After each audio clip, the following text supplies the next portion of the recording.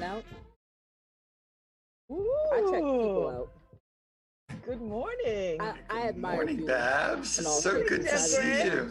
Happy birthday. Timo, you can hang out with Happy me. birthday, Babz. Yeah. Oh, Timo. happy Yeah. great birthday. Yeah, I'm you sorry can we hang out on couldn't the get to the 2-5, soiree, don't but know I about saw all some of the that, but photos. It looks like you had a whole crowd out there on We're the gonna send porch. Timo Oh my fishing. God, it I was got so a much full fun. building. It was a lot of fun. Although Okay, I'll take that can't wait half to a come to room, the- bro. to the- Yeah, to that's your what I'm house saying. She to gonna My come celebrate kids are both properly over with you 7. and Lynn. Timo. I can Oh, pack my I turned bag. 65 in Timo, June, so Timo. we're gonna do. Whoa! Yeah, we're gonna have you hang out on the Oh, 2-5. I should Timo, hold you up my got Medicare it? card. I'm getting ready to send Timo hunting. You tell me what you want. Oh, she'll love it in I October. want to take Oh, Geritol. she'll love it in October. She's like, Jeff, all no right. one Oh is more my active God. than you. You have more energy. We than want to be most able to get her to 30-year-olds. move. Yeah, well, My God. you know That's why how I that told is, Caleb to stay in Babs. It's after a second quarantine. life we He's live, like, I'm just my roommate friend, now. right? Yeah, well, Lifestyle. listen, we are grateful to have it. How about that? Way better than the last one. So, It's an Well, let's tell upgrade. people welcome Moving to on Criminal up. Justice Insider. Oh, yeah, I'm yeah. Babz Rawls Ivy. and I'm Jeff Grant. I gotta And tell this you, show though, is man, made it's like possible by the sponsorship through the My Community building's Foundation for ish. Greater New Haven. when it comes Thank down you very to much. And how? And Yeah, that's I true. want to send love Nah, it wasn't out built to that way our because I wanted loved to get ones, up in Andrew there before it Kaplan was and even Nah, we before it ain't, even Springer. broke we, Thank we ground. ain't you talking Yes, so about much yes. for we talking being in about our the corner. facility. Thank you, We're thank talking you. about the atmosphere. Yeah, the atmosphere. And The atmosphere. Yeah, because So, I'm pretty sure the um, facility has something to do with it. The fact that y'all got like some rooftop housekeeping and parks some news. and like I have great news. I am not going to talk about today because we're still I in. know. I know we're still. I you ain't know. got We're still in a mold. quiet Nah, period, You don't know but the I alluded community. to it back in Things are December nice and when we shiny. had our show, and I'll talk to you when I'll talk to you during the week, Babs. But maybe we'll even dedicate a whole show to it Okay. on May 21st. So we'll That's going to see. lift a lot of people, I think. A lot of I- people will feel very they will feel as though they've got something to look forward to too. You Well, know what I mean? Like people yeah. will feel okay. Well, it's really a community triumph. So that's the point, you know. So we'll talk about it on May 21st. Okay. What else is going on in your life? Anything interesting? Oh, I mean, just trying to get through the pandemic like everybody else. I'm still working on a couple of film projects, which I'm very excited about. But I'll talk about them some other time. But yeah, I mean, things are good, so I can't complain. Yeah, I guess the only other thing I want to talk about is that I had the honor of being a guest on Reverend Nadia Bowles-Weber's Oh, I know. podcast. I saw that. I'm gonna go and listen because I met her when we were at the Nantucket the Project. Nantucket Project. Yeah. And I really like her a great deal. I have her book, and I think she's a quite interesting minister. And so I like to see two ministers go head to head and have real talk. The transition from being a fan to a friend is really profound, because I've been a fan of hers. But you know what happens because she's gotten very well known with a bunch of bestsellers and a huge following on social media. And so I posted a social media post about it on my seminary, on Union Theological Seminary's alumni page. And I can't believe how all of my classmates and fellows at the seminary chimed in. Oh, that's my favorite podcast. I can't believe you're on it. So it's like I got to be a little bit of a rock star, just rubbing elbows with Nadia. So that's a cool thing. Yeah, lovely. Lovely. That's good. Well, I can't wait. I'm gonna go and listen. I'm going to listen. Yep. It's on our website, prisoners.org, or you can even find it on the Criminal Justice Insider Facebook page.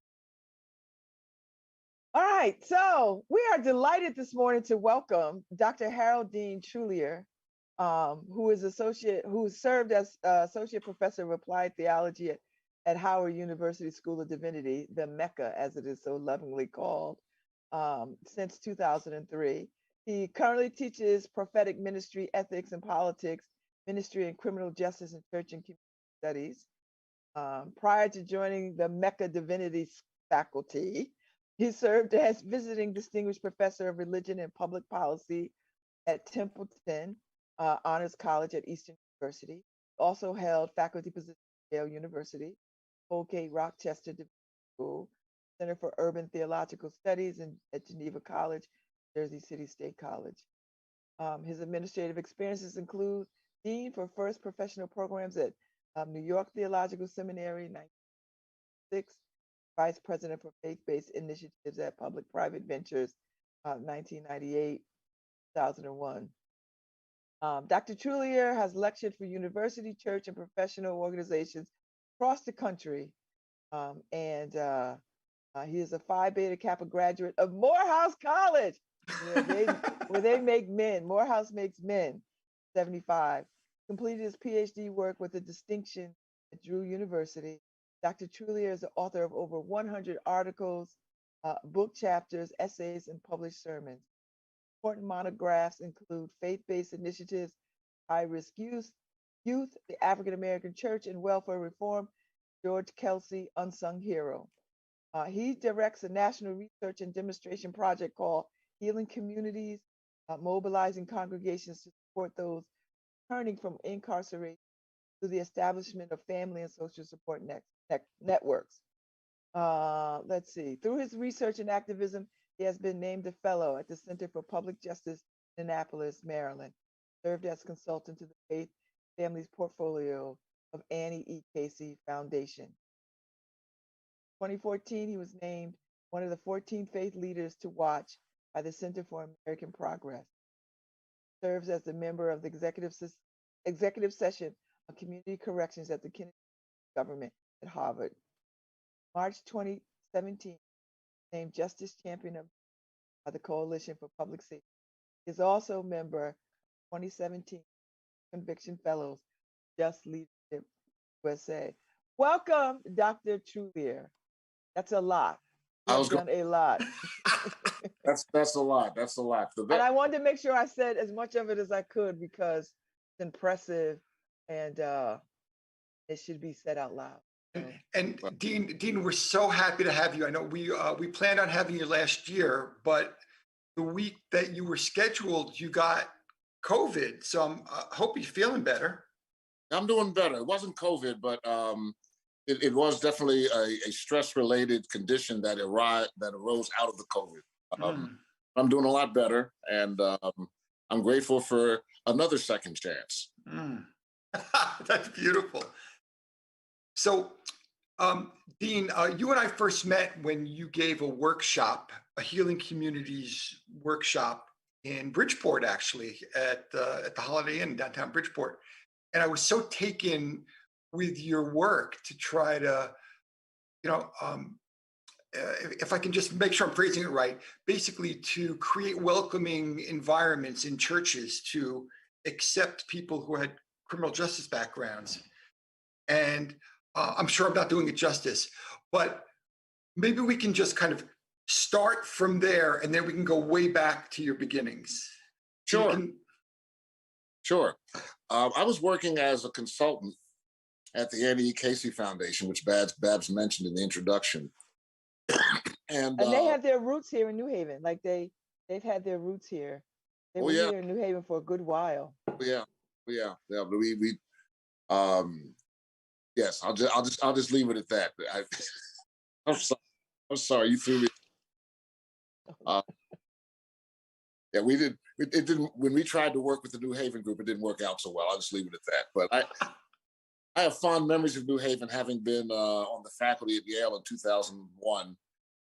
In fact, one of my nicknames in the 12-step movement is Yale to Jail.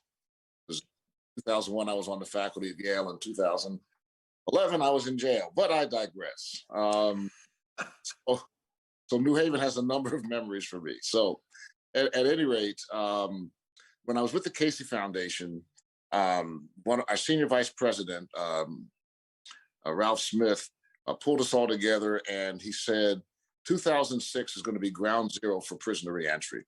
We're anticipating somewhere around 675,000 men and women coming home from prison, not including the churn going through our county jails.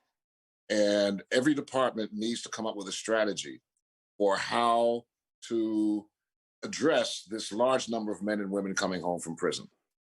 And so in the Faith and Families portfolio where I worked, which was dealt with religious organizations, we sat down with the Progressive National Baptist Convention, which had similarly decided to place an emphasis on We were still using the term ex-offender back then. We hadn't graduated to returning citizen. What are we going to do about the problem of ex-offenders in the year 2006? And we met for a year with Representative PMDC, Dr. Owen Cardwell from Richmond, Virginia, Dr. D.D. Coleman from Detroit, Michigan, a number of others. And what occurred to us was that the unique role of the faith community could be to provide pro-social attitudes and pro-social social relationships. Every faith community, every church especially, is found on belief and on community. And we know that the two most critical needs of a person coming home from prison is a new set of attitudes and a new set of relationships. So could the church provide that for men and women coming home from prison? Added to that, and Dr. Cardwell from Richmond was the one who made this statement. He said, with the sheer numbers of people who are incarcerated, it's virtually impossible that any church could not have members who have family members that are incarcerated. Why don't we start with the families in our own congregation who have somebody that's locked up, create the space for them to self-disclose and let them know that they're loved and that they don't have to bear the shame of being the mother or the father or the child or the spouse of an incarcerated person, and then help keep the family united through the period of incarceration and make that part of the landing for the individual when they came home from prison. And so that was where we started with the basic model back in 2006, 2007.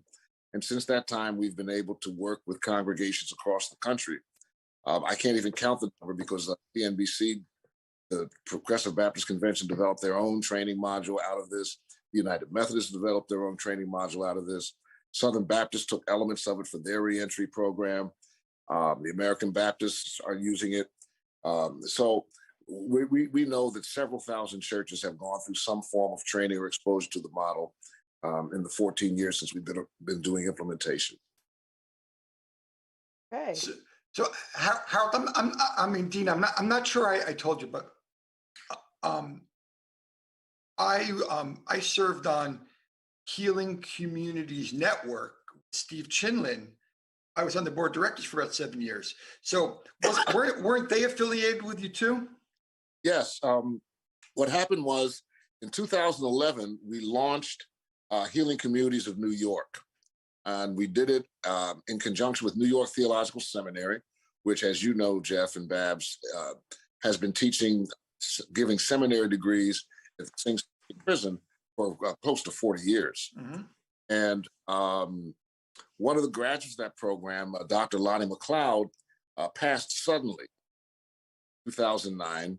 And so we partnered with New York Seminary and Lonnie's widow, Jackie McLeod, to start the Lonnie McLeod Annual Faith, Families, and Reentry Conference, New York.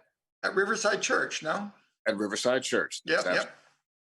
And so out of that, we developed a network of churches in New York. Jackie McLeod was running that.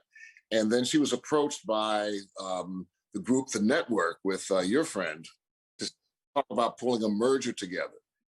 So what made the Healing Communities Network of New York a little distinct was that it had two components. It both trained congregations, but also provided direct services. Exactly. And so what we're trying to say to congregations is we're giving you a framework that can work with families in your congregation, men and women coming home from prison. And if you want to add service provision to that, and you have the capacity to do that, then fine.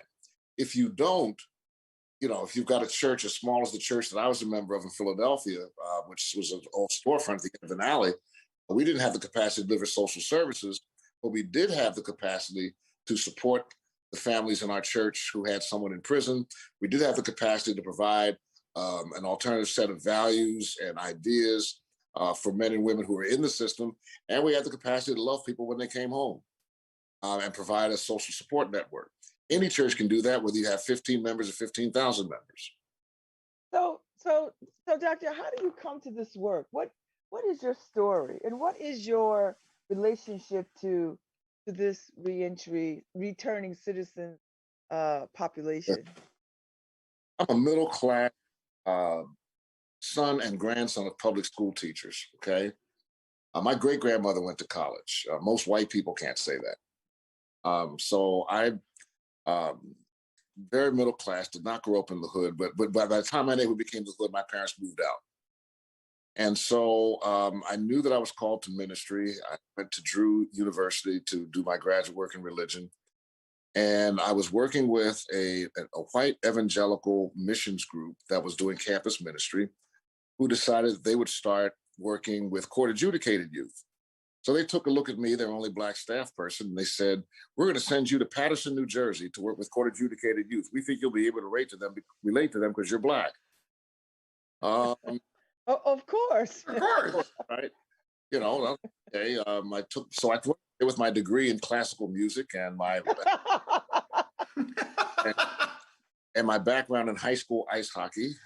And, proceeded to spend 10 years in Paterson, New Jersey, working with court adjudicated youth, and then eventually becoming the chaplain at Eastside High School, where our principal, a guy named Joe Clark, had a movie made about him, portrayed by Morgan Freeman. Yep. And so that was a 10-year period for me of dealing with adolescents. I don't like the term juvenile because it's negative, but dealing with adolescents working in the court system. From there, I went to New York Theological Seminary, where I mentioned the fact that we had a master's degree program at Sing Sing, and getting all of this experience meeting people who are going through the system. I spent 4 years developing a national research project on the capacity of the faith community to address adolescent violence and gang membership and incarceration, and was doing all of this academic work and this teaching work. Meanwhile, alongside of Dr. Harold Dean Trulier was developing a full-blown alcoholic, and several times arrested for DUI, and then the third time convicted in 2009. I ended up going to jail myself. And I remember sitting in the barracks. I wasn't in the cell long. I spent most of my time in a minimum security barracks. I remember one of the guys in there who knew who I was. He said, well, you've been writing about us and teaching us and doing all these things for us all these years. Now you're one of us. And so, you know, I spent the year in the Delaware County Prison, Pennsylvania, and it became personal to me.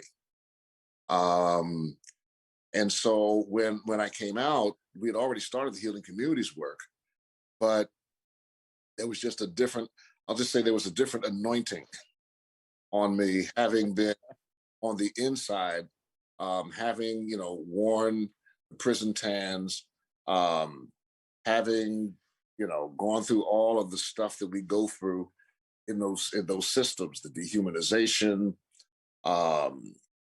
the lack of programming. I remember going to orientation, and the staff person who was directing the orientation, passed out a handbook and said, read this. If you have any questions, let me know. And he sat there for an hour and did puzzles while we read the handbook. At least those who wanted to read it read it. And you know, it was a wake-up call. It wasn't them now, it was us. It was, you know, and so part of what we do with churches is to take them out of the realm of us versus them. You know, churches do prison ministry, they go visit prisons, but there's still this kind of us them. If the primary contact with the prison or the jail is Deacon Jones's grandson, or the pastor's daughter, or the musician's spouse, right? Now we've eliminated the us them, because now what we realize is that the church is already incarcerated. We have members who have been in prison or jail, with close family members. And one of the things, Jeff and Babz, that we've done is we produced a handbook. And one of the things that we do with the churches is we tell them, on a Sunday, preach an appropriate sermon about the church's responsibility to prisoners. And we have a handbook that has different sermon ideas if you can't think of one. And then give an altar call for families of the incarcerated. Prayer. And I can tell you that in the 14 years we've been doing this, we have never had an empty altar. How about that? Black church, white church, suburban church, urban church, rural church, The smallest number we've ever had was 9 in a church in Northern Virginia, but they only had 12 people in church that Sunday. And Dean, do you find that once people see other people getting up and coming up, that it kind of breaks through their shame and the stigma that they feel, or at least that they think they feel in the church, and they're more motivated to get up and self-disclose? Yes. Oh gosh, I could tell you, like I said, 14 years I've got stories. My favorite one, also in Northern Virginia, and I was speaking for a Lenten midweek Bible study, and I was talking about the issue, and with the pastor's permission, I gave the altar call, and nobody moved. I said, okay, Lord, this may be the first one. And then front row, I couldn't have been 7 years old, and he's sitting next to an older woman, and he pulls on her sleeve and whispers something in her ear. And after he does that, the two of them come up, and then about 20 people came up. I found out later that that little boy, that 7-year-old boy, was sitting with his grandmother. And when he pulled on her sleeve, he said, "Grandma, he's talking about Daddy, isn't he? We should go up there." And that 7-year-old boy broke the ice. Well, Wow. you know, a child shall lead them. He broke the ice. And I was in another church in Atlanta where I literally heard, "We don't do the altar." Really? Yeah, don't do the altar call. And I'm like, okay. So I sat down after I finished the sermon. I preached, I think it was on Philippians 4:13. I can do all things through Christ who strengthens me. And how powerful that verse is when you realize it was written, he was incarcerated. Yep. And when I sat down, the pastor stood up and he said, "I'm thinking about my brother. My brother died in prison. And we were ashamed of him. So much so that I never even told my kids that they had an uncle." Ooh. He said, "My mother has always had peace because my mother never gave up on him. She prayed for him. She visited him until the day he died. Me and my other brother, we just threw up our hands and said, he ain't going to change." Went on about our business. Threw my brother under the bus. He died in prison. My mother has a clear conscience. I don't.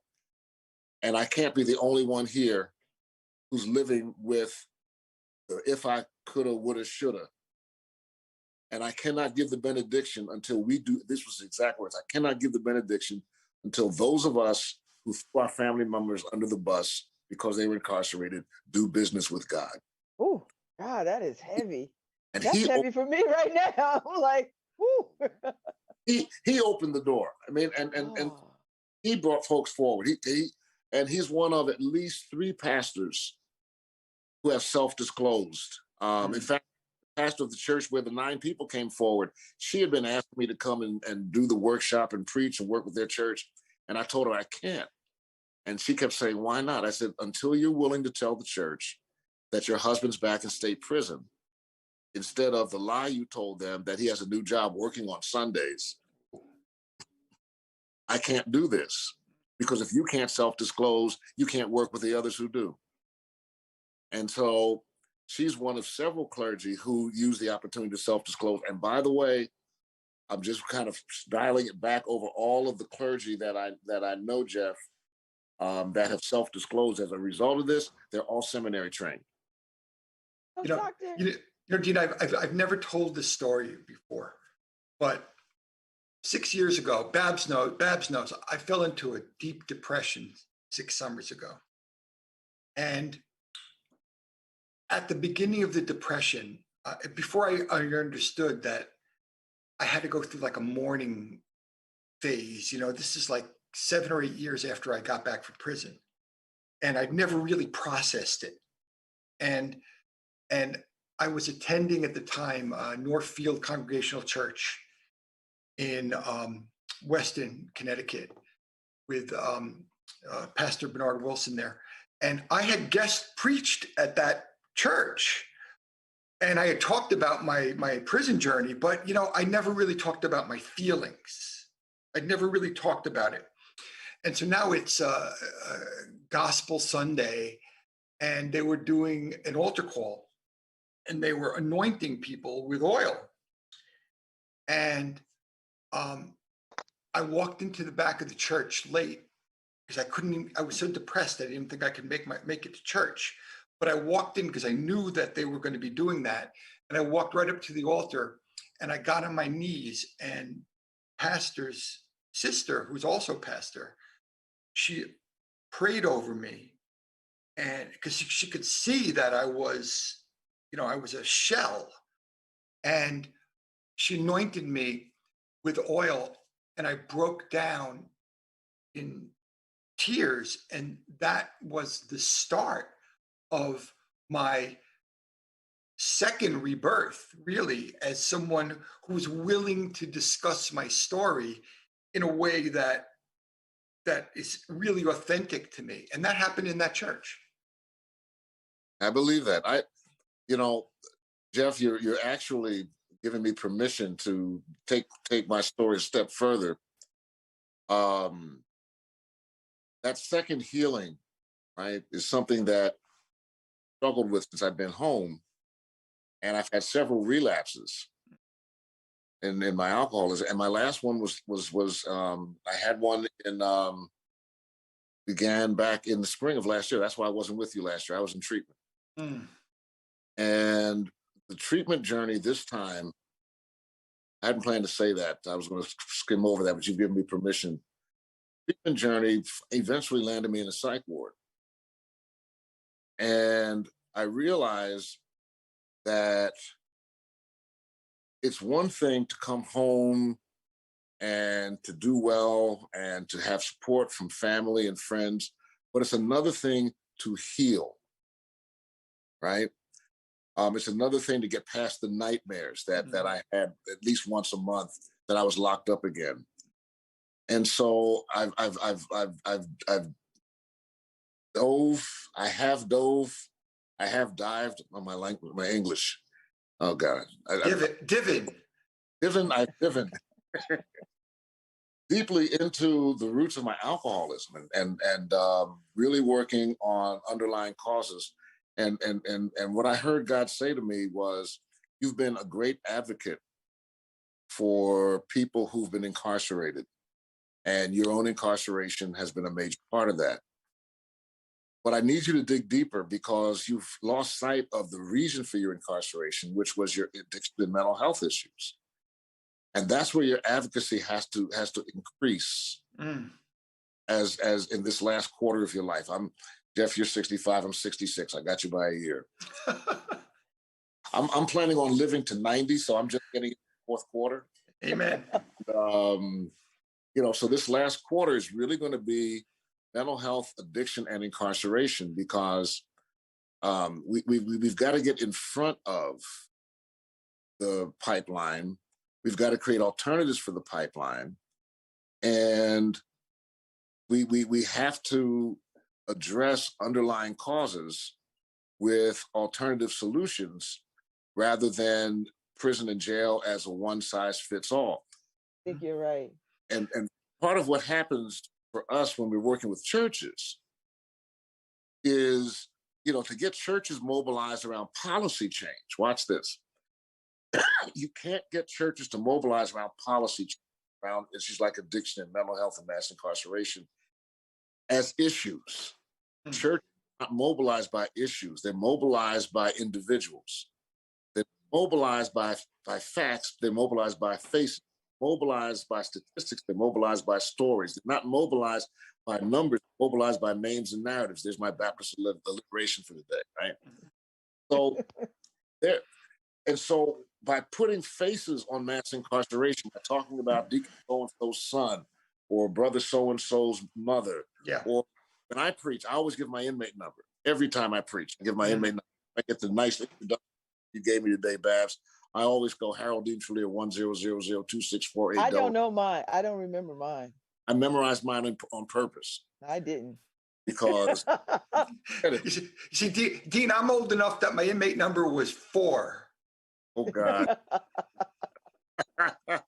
I give it because I'm trying to break silences. Yeah.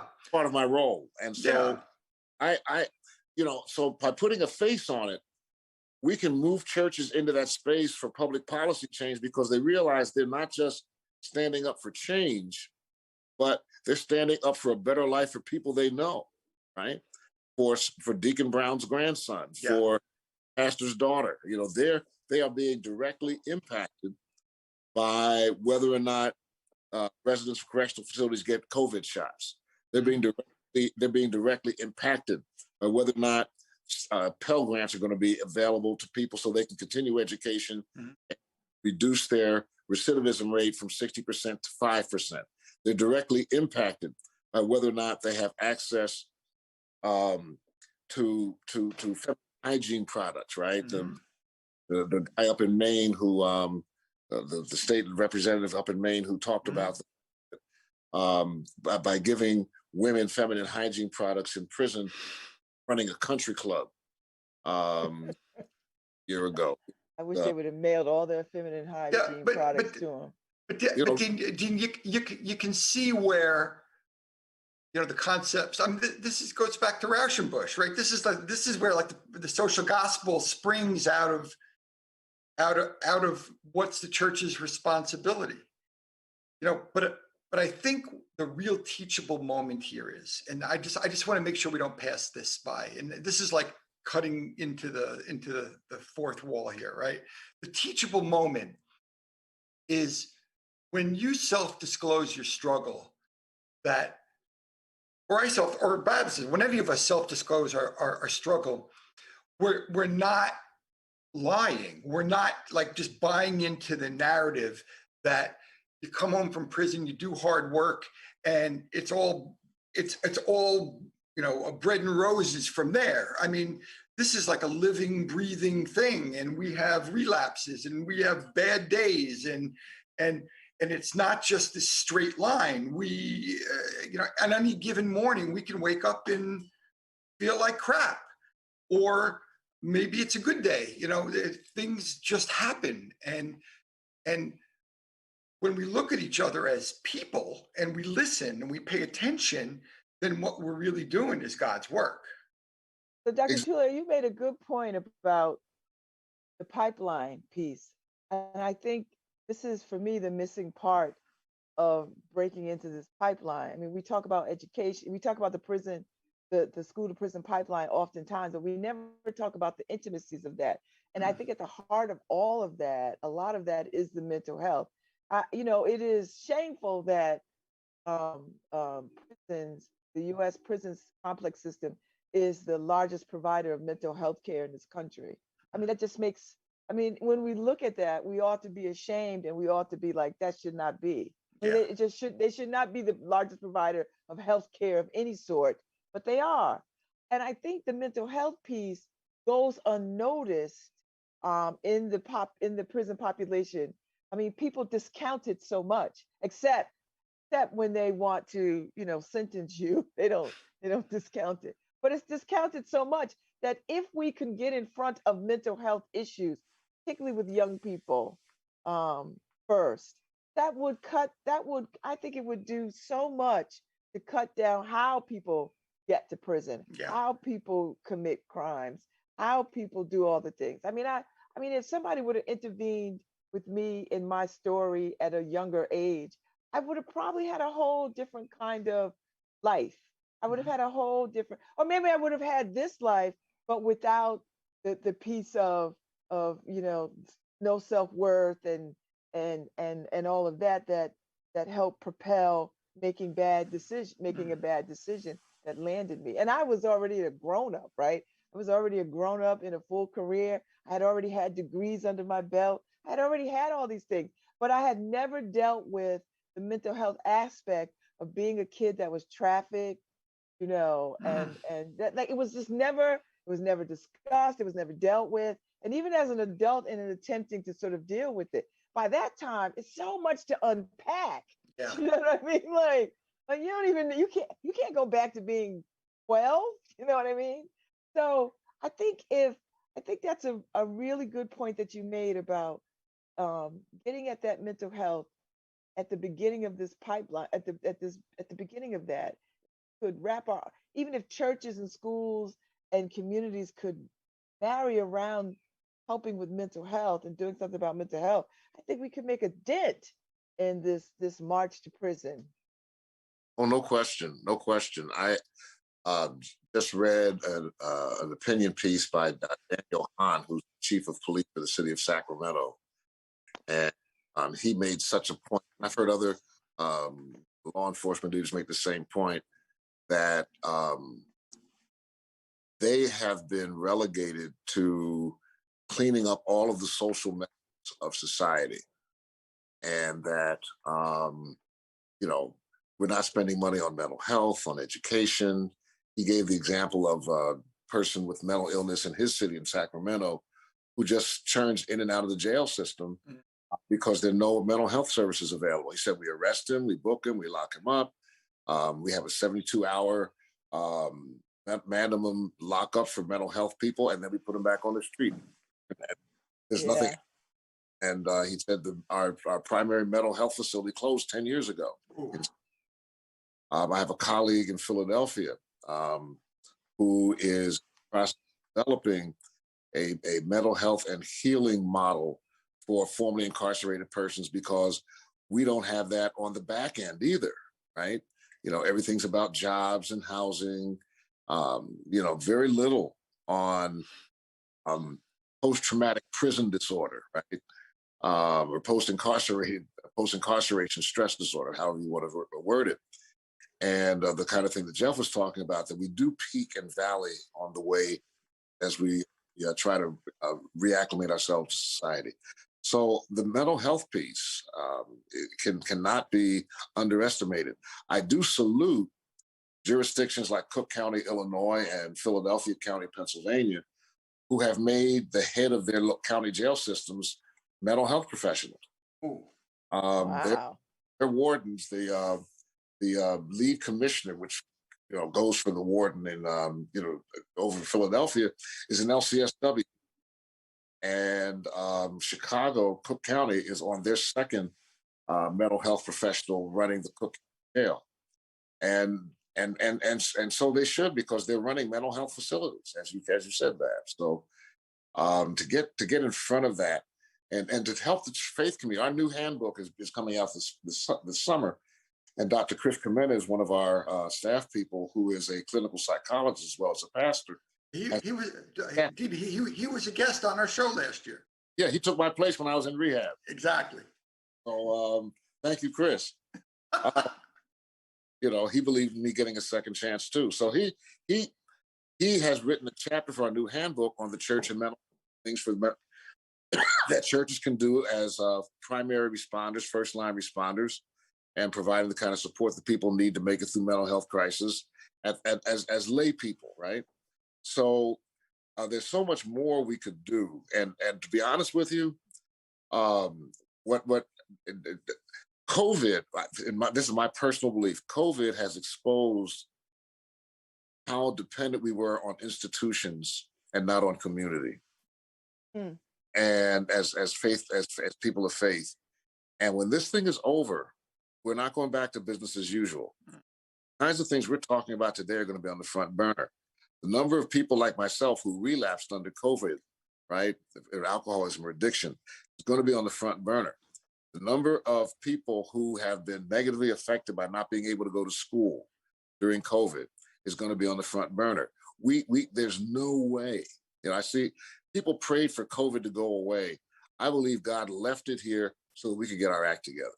Oh, that's right. Yeah. I think that this is a movement that we have to really be cognizant of, because the funding is what becomes important, because you see that the money is really not going into criminal justice programs right now. It's going into wellness programs. It's going into health and human services, and they are generating a lot of the services for the formerly incarcerated population. And even when we're looking at the police now, the progressive model for how to treat the communities it's begging to be a health and wellness model, and where the money is going to go for policing, and then for everything else that really requires some kind of intervention. But I think we're just in the infancy of this. But it's the money, where the funding goes. That's where the purpose is going to be. You know, you can't do mission without money. I agree. Let me. Here's my spin though. I'm not very aggressive at looking for grants. I'll tell you why. I think the faith community needs to step up and pay for some of this itself.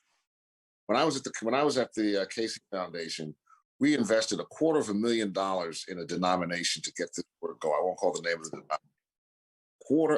$250,000 between grants, between my time, between paying for another consultant's time to make this a national initiative. $250,000, and they had it in their own denominational budget at $5,000. Wasn't UCC, was it? Because I'm a UCC person. No. Oh no! Don't tell it. I'm just. No. I got art with the UCC because they're like, well, we don't have any money to do this kind of work, you know. So when I did my stuff for the UCC, I got a plaque. So thank you for my plaque, Babz. I'm thinking about selling it and getting $50 for the silver. Right, that's about that from your denomination, a plaque. Right, and no disrespect, no disrespect. My point is that churches pay for what they want, right? Well, that's everybody though. That's government too. That's government. That's municipalities. That's yes. Everyone pays for what they want. I don't work for the government. I don't work for municipalities. I work for the church. I'm an ordained minister. This is my call to. I won't even call it being on the front lines because I work more with churches than I do with actual men and women who are coming through the system. But the church called me. The church laid its hands on me. And if it believes in what I'm trying to do, then the church needs to fund me and not rely on external. I mean, you can get the come along sides if you want. You can get the, you can go after the grants. That's fine. I have no problems. When Moses got the children of Israel out of Egypt, he took a whole bunch of government money with him. Okay. Nehemiah built Jerusalem with a whole bunch of government money. I'm just simply saying to congregations, be prayerful on your priorities on how you're spending money, and get out of the culture of scarcity and into the culture of abundance. Yes. Right. Well, if we don't have this, we don't have that. Well, think about what you do have and how you can invest it in this population. In the time I taught at New York Seminary, so many guys came through that master's program who are just doing incredible things today, right? Aaron Ferguson, who's a bishop, pastoring a church in New Jersey, and is actually deputy police chief for community affairs for the city of Orange. Or John Valverde, who is the executive director of Youth Build, right? Julio Medina, who runs the Exodus Transitional Community out of Harlem. All these guys who went to seminary in prison, right? Who are doing incredible things, and no disrespect to the Barred Prison Initiative, who got all the publicity with the documentary. But PS was doing this in theological circles years before Bard got involved, and has a track record, as Bard does, of producing people who are doing real leadership work and real transformational work. That's the kind of stuff we need to be investing in. And if we're concerned about investing in people who are incarcerated, then probably as Christians, I would say we're in the wrong business, because there are a whole lot of incarcerated leaders throughout Scripture that God invested in, like Joseph, Jeremiah, a couple people who should have been incarcerated, Moses. Daniel put out a hit on his girlfriend's husband. Moses. I love the Bible. Moses put a knife on a cop. He was a fugitive. Moses was a fugitive. Peter pulled out a knife on a cop in the Garden of Gethsemane.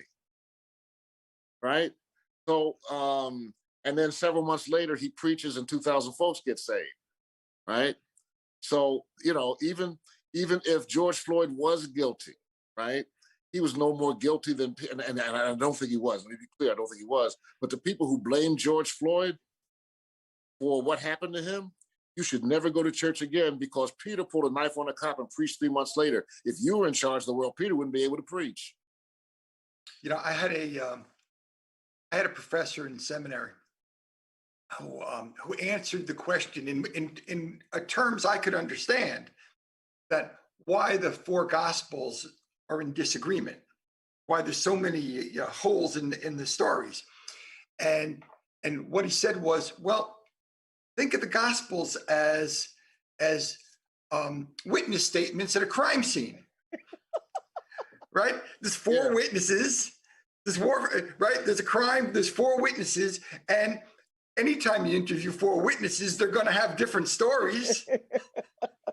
Yeah, that's right. There you go. So yeah, so all right. Yep, no question. So, Dean, tell us what you're involved in right now, because you're a professor, you're doing healing communities, you were traveling from Philadelphia down to Howard every week. Now you've moved down to the DC area. So what are you involved in now? Well, I'm on sabbatical right now to do 3 writing projects. One, I'm working with the healing community staff to update our handbook, and that should be done this summer. We'll unveil it when we do our workshops for healing communities for the Loch Carey Missionary Baptist Convention in August. The handbook we've been using, which is on our website, healingcommunitiesusa.com, has been up there since 2008. So we want to update it. So that's just about finished. I'm also putting together a book of 52 essay meditations for returning citizens and their families, issues that they should be thinking about while they're making the transition back home. I'm 2 essays short. I should finish those by next week. And my colleague at Shiloh Baptist Church in Alexandria, Dr. Barbara Wallace, is working on questions for reflection to add to that. That should be done by the end of June. My part will be done by the end of May. And then I'm working on a textbook on spirituality and social justice that Jeff gets at some of the things you and I were just talking about. That we want to see social justice, we want to see social change, but not at the expense of personal spirituality. That's it. Church has done a really good job of separating personal holiness from social justice. And I'm thinking about the lessons I've learned in the 12-step program. On the 12 steps says, practice these principles in all our affairs, which means not just in terms of maintaining my sobriety, but also how I approach justice issues. And so I'm working on this text that will try to make a strong connection between personal spirituality and social justice, so that we don't feel as though we're making choices between the two, that either we're doing our personal holiness thing on the one hand, don't drink, don't smoke, don't, whatever that means, or we're doing the social justice thing, but we're struggling with our own personal journey. So that book should be finished. That manuscript should be finished by the end of the year. But the other things that we're doing is we're working on expanding our social justice offerings at Howard. Our dean has just gotten a major grant from the Lilly Foundation to underwrite education for Master of Divinity students who are specializing in social justice ministry. And we have a certificate program for all of the seminaries in Washington, the Washington Theological Consortium, certificate on criminal justice and reconciliation studies. And that, I'm the lead faculty member for that. We have students from all of the DC area seminaries, Virginia Union and Lutheran in Philadelphia. And one of the classes they take in that is part of the Inside Out program. We're the only theological institution that is certified by Inside Out at Temple University to teach courses in the prison system. So I teach a course on ethics and politics at the Alexandria Detention Center in Virginia.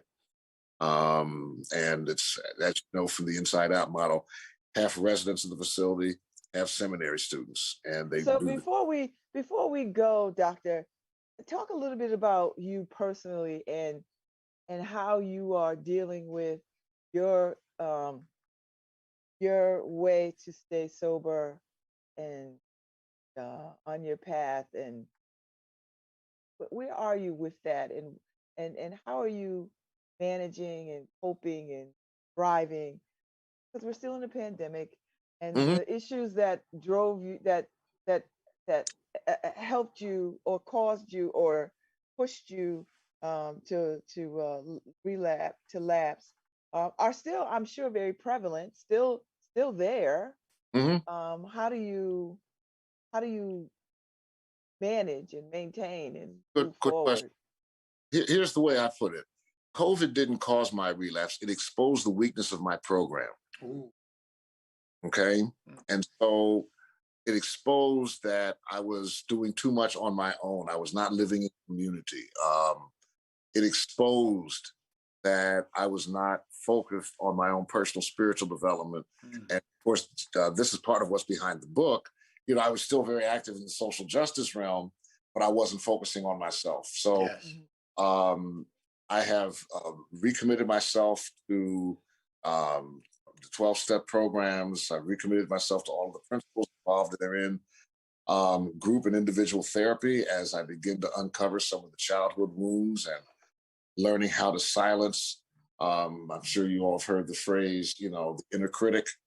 I'm developing techniques on handling the inner critic and getting out of the debate society in my head, not going upstairs by myself without a flashlight and somebody else.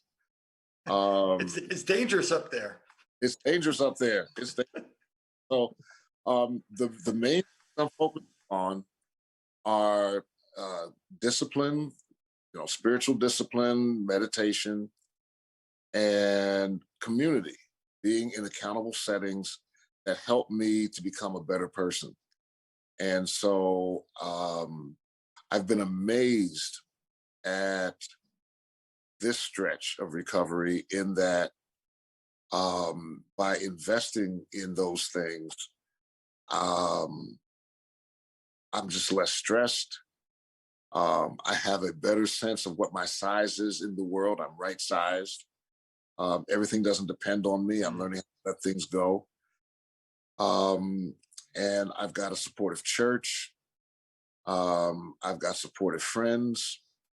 My kids are very supportive. I have,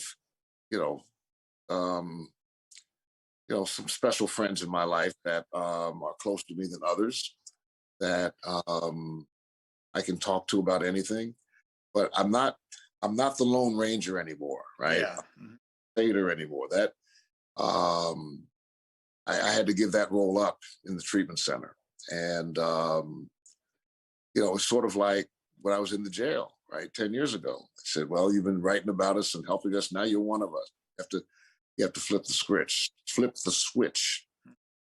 So, and when I do events like this, I have to be as honest as possible. And I just appreciate Jeff for opening that door for me by talking about his journey.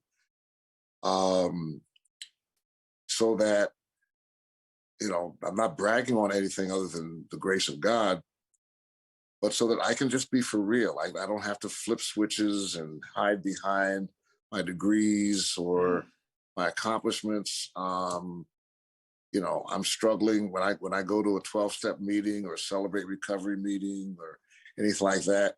I'm the guy, who has a brain disease, and it can take me out at any time. I've never seen spirit of alcohol say, "Oh, we can't mess with him. He's."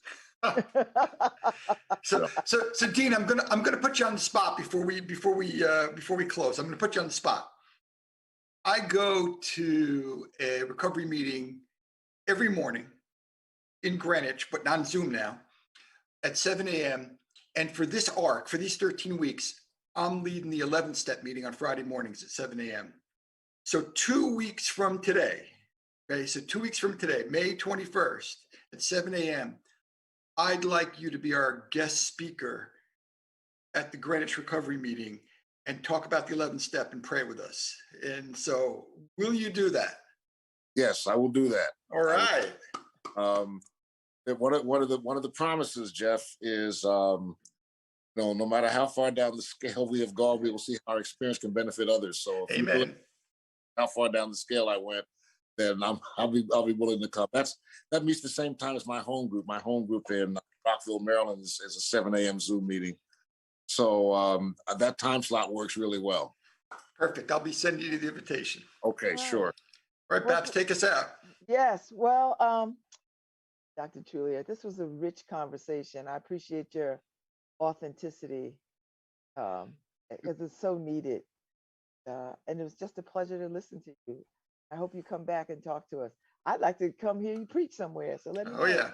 I'll Zoom in. I'll make sure. Time.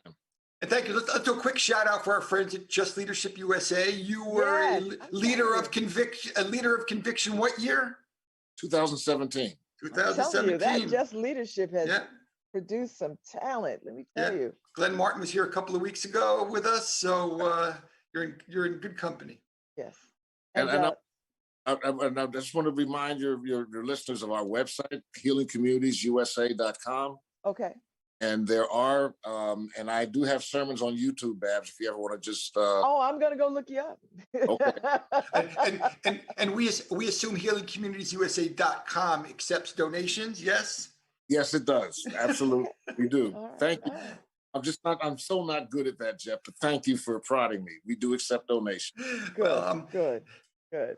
Well, thank you. Thank you to the Community Foundation for making Criminal Justice Insider this wonderful journey that Jeff Grant and I get to take the first and third Friday of every month. Mhm. Thank you to Lynn Springer and Andrew Kaplan for always having our back. And thank you to the folks who tune in and who stop me on the street and say, you know what, I learned something, or I heard something, or I had no idea that was going on in criminal justice. So, yeah. We'll be back on May 21st, Friday at 9 a.m. and with some surprises. Okay. Thank you all. Love you, Jeff. Love you, Babz. Great show. Great program. you. Thank Thank you, you. Dean. Thank you. Take care, Dr. Trulia. My privilege. And